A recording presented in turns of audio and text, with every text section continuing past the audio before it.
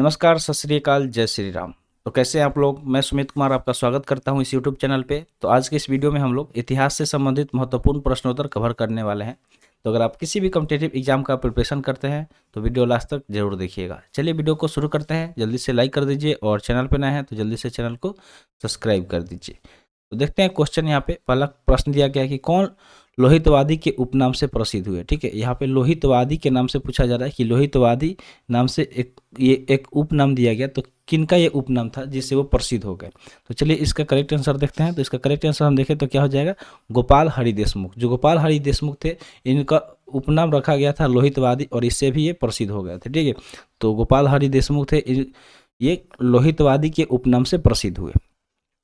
अगला प्रश्न पूछा गया है कि 1857 के विद्रोह के समय जगदीशपुर में विद्रोहियों का नेतृत्व किसने किया था। ठीक है, जो जगदीशपुर था वहाँ पे जो भी विद्रोही थे जिन्होंने 1857 के विद्रोह में भाग लिया, तो उनका नेतृत्व किसने किया था, ये सवाल पूछा गया है। तो अगर हम इसकी बात करें कि 1857 में कौन सा विद्रोह हुआ था, सबसे पहले तो यहाँ पे ये याद रखना है कि कौन सा विद्रोह हुआ था। ठीक है, तो जो 1857 का क्रांति हुआ था उसको हम लोग फर्स्ट वॉर ऑफ इंडिपेंडेंस भी बोलते हैं, पहला स्वतंत्रता संग्राम आज़ादी को लेके। और अंग्रेजों ने उसका नाम रखा सिपोय म्यूटिनी। ठीक है, क्या नाम रखा, sepoy mutiny. Sepoy mutiny, sepoy mutiny इसलिए क्योंकि सैनिकों ने यहाँ पे, जो सैनिक थे उनके ब्रिटिश शासन में, उन्होंने उनके खिलाफ क्या कर दिया, आंदोलन कर दिया, विद्रोह कर दिया।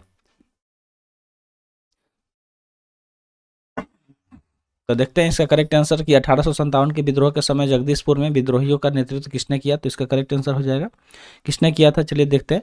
तो इसका करेक्ट आंसर हो जाएगा कुंवर सिंह ने। ठीक है, कुंवर सिंह ने 1857 के विद्रोह में जगदीशपुर में विद्रोहियों के का नेतृत्व किया था। ठीक है, किसने किया था, कुंवर सिंह ने किया था। थर्ड क्वेश्चन है कि सल्तनत काल में दार उल सफ़ा क्या होता था। ठीक है, सल्तनत जो काल था उस टाइम में पूछा जा रहा है कि दार उल सफ़ा क्या होता था। दार उल सफ़ा के बारे में पूछा जा रहा है कि ये क्या होता था। तो अगर हम बात करें दार उल सफ़ा के बारे में, तो सल्तनत काल में ये एक चिकित्सालय होता था, यानी कि जिस तरह से अभी हॉस्पिटल होता है, ठीक है, उस तरह से दार उल सफ़ा सल्तनत काल में हॉस्पिटल हुआ करता था। वहाँ पे अगर किसी को कोई रोग होता था, कोई घायल होता था, तो वहाँ पे दिखाया जाता था। अगला सवाल है, दीवार ए अमीर कोही नामक विभाग जो कृषि से संबंधित था किसने स्थापित किया था। तो कृषि से संबंधित जो एक विभाग था उसका नाम था दीवान ए अमीर कोही। ठीक है, दीवार ए अमीर कोही, ये किससे संबंधित था, तो ये कृषि से संबंधित था। और अब पूछा जा रहा है कि इसका स्थापित किसके द्वारा किया गया था, किसने स्थापित किया था इसको। तो इसका करेक्ट आंसर देखें तो करेक्ट आंसर क्या हो जाएगा, तो इसका हो जाएगा मोहम्मद बिन तुगलक ने। ठीक है, किसने इसको स्थापित किया था, तो मोहम्मद बिन तुगलक ने दीवान ए अमीर कोही नामक विभाग को स्थापित किया था, जो कृषि से संबंधित है। किससे संबंधित था, तो एग्रीकल्चर यानी कि कृषि से संबंधित था। फिफ्थ क्वेश्चन है, अकबर ने सर्वप्रथम दक्षिण भारत के किस राज्य पर आक्रमण किया था। अकबर के बारे में पूछा जा रहा है कि अकबर सबसे पहले दक्षिण भारत के किस राज्य पर आक्रमण किया था। तो इसका करेक्ट आंसर क्या हो जाएगा, तो इसका करेक्ट आंसर हो जाएगा अहमदनगर पर। ठीक है, क्या हो जाएगा, अहमदनगर। तो अहमदनगर है, उस पर सबसे पहली बार अकबर ने दक्षिण भारत के इस राज्य पर क्या किया था, आक्रमण किया था। अगला सवाल है, पानीपत के तृतीय युद्ध के समय पेशवा कौन था। जब पानीपत का तीसरा युद्ध या तृतीय युद्ध हुआ तो उस टाइम पूछा जा रहा है कि पेशवा कौन था। पेशवा के बारे में पूछा जा रहा है कि उस टाइम पेशवा कौन था। तो इसका करेक्ट आंसर हो जाएगा बालाजी बाजीराव। तो जब पानीपत का तीसरा युद्ध हुआ तो उस टाइम बालाजी बाजीराव वो कौन थे, तो पानीपत के तीसरे युद्ध के समय पेशवा थे। ठीक है, पेशवा थे, ये कौन थे, पानीपत के तीसरे युद्ध के समय पेशवा थे। कौन, तो बालाजी बाजीराव। याद रखिएगा कि बालाजी बाजीराव पानीपत के तीसरे युद्ध के समय क्या थे, पेशवा थे।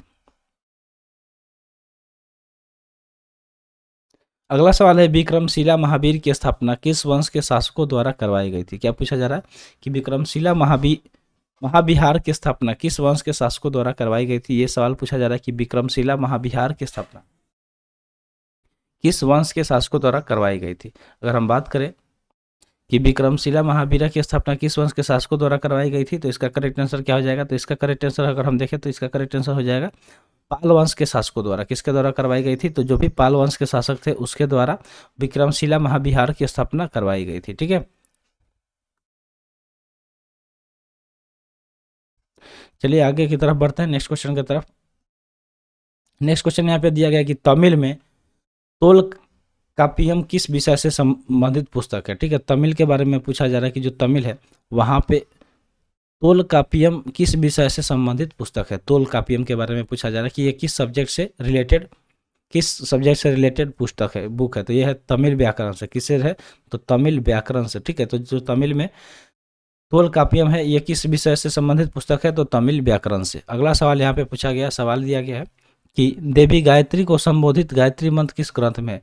जो गायत्री मंत्र आपने सुना होगा, ओम भूर्भुवः स्वः तत्सवितुर्वरेण्यं भर्गो देवस्य धीमहि धियो यो नः प्रचोदयात्। तो ये क्या है? गायत्री मंत्र है। तो इसके बारे में पूछा जा रहा है कि जो देवी गायत्री है उसको संबोधित करने के लिए गायत्री मंत्र का उच्चारण किया जाता है, तो ये किस ग्रंथ में है? उस ग्रंथ के बारे में पूछा जा रहा है कि किस ग्रंथ में इसका उल्लेख है। तो इसका करेक्ट आंसर हम देखें तो करेक्ट आंसर इसका क्या हो जाएगा? ऋग्वेद संहिता में। किसमें? ऋग्वेद संहिता में आपको गायत्री मंत्र देखने को मिलेगा। अगला सवाल यहाँ पे दिया गया है कि औरंगजेब ने किस सिख गुरु को फांसी दी? तो उस सिख गुरु के बारे में पूछा जा रहा है जिसे औरंगजेब ने फांसी दिलवा दी थी। तो इसका करेक्ट आंसर अगर हम देखें तो क्या हो जाएगा इसका करेक्ट आंसर? तो इसका करेक्ट आंसर हो जाएगा कि औरंगजेब द्वारा किसको दिया गया? तो गुरु तेग बहादुर को फांसी दिया गया था। किसको? गुरु तेग बहादुर को औरंगजेब द्वारा फांसी दिया गया था। तो इसको याद रखिएगा कि गुरु तेग बहादुर के द्वारा औरंगजेब को फांसी दिया गया। औरंगजेब के द्वारा गुरु तेग बहादुर को फांसी दिया गया था। सॉरी, मैंने इसको उल्टा बोल दिया। तो उम्मीद करते हैं जो भी चीज़ें यहाँ पे बताई गई होंगी आपको समझ में आ गया होगा। तो आज के लिए इतना ही, ठीक है। आज का सेशन यहीं पर समाप्त हुआ। सेशन कैसा लगा कमेंट सेशन में ज़रूर बताइएगा। तो मिलते हैं फिर अगले वीडियो में। Thanks for watching. जय हिंद।